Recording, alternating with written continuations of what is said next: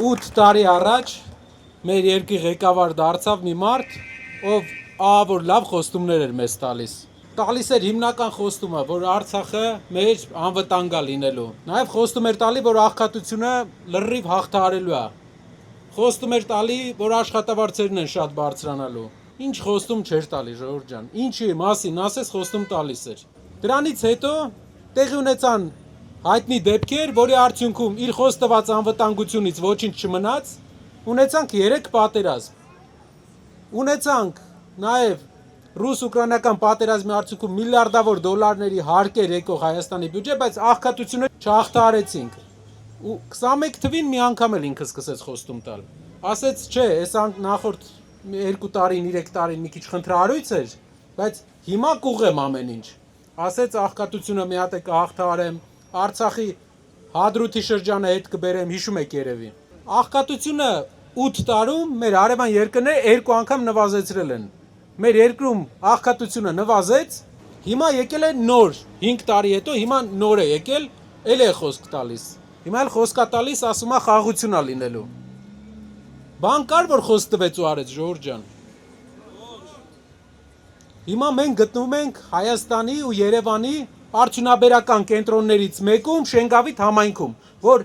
պատմականորեն Շենգավիթը Հայաստանի ու Երևանի գործարանների նշանակալի մասը այստեղ էր։ Ում ընտանիքի անդամներն են աշխատել, օրինակ Հայ Էլեկտրոյում։ Չարբախը ընդհանուր աշխատել է գործարանների վրա, որը ստեղծել է Հայաստանի հիմնական տնտեսական ակտիվությունը։ Բոլորի ծնողները, հարևաններն էլ դրա վրա են աշխատել։ Ու այդ գործարանները, որ կառուցել են մեր ծնողները, մեր պապերը, հիմա եկել է մեր ժամանակը 50 տարի հետո։ Ինչ ենք անում մենք 50 տարի հետո։ Այս տարի մենք մեր երկրի ղեկավարը մի հատ որոշել է մի հատ լավ բան անի։ Բոլորիս վրա, բոլորի ընտանիքի վրա, մեր ձեր բոլորի անցած տարի վերցրել է $2500 վարկ։ Ամեն տարի բոլորի ընտանիքի վրա $2000 վարկ է վերցնում։ 1.7 միլիարդ դոլար վարկ է վերցրել։ Որպեսզի հասկանաք այդ ինչքան է այդ 1.7 միլիարդը, Հայաստանի անկախության առաջի 16 տարում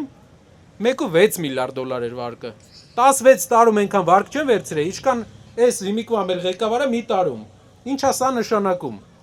որ ինչ խոսք են տալիս, չեն անում։ Մեզ պետք է մարդ, որ սովոր չի խաբելու։ 2 անգամ շանսը տրվել է, ժողովուրդ ջան։ Չեմ կարծում, որ մեր ժողովուրդը պետք է 3-րդ շանսը տա նույն մարդուն։ 1.7 միլիարդով, որ իրանք պարտք են վերցրել, կարելի էր Հայաստանում ապավել 80,000 նոր աշխատատեղ։ Մեր այս շրջանները, Երևանի կողքի արդյունաբերական շրջանները, մենք կարող էինք 80,000 մարդ մի տարում կարող էր աշխատանք ունենալ։ Պետք է երկրի ճանապարհը այդպես լինի։ Գնանք ոչ թե պարտք վերցնենք, ուղակի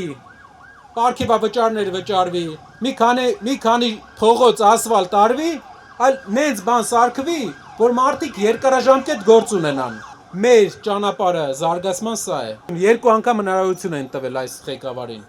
Եկեք 3-րդ անգամ էլ չտանք այդ հնարավորությունը, որովհետև նորություն չի ասելու մեզ։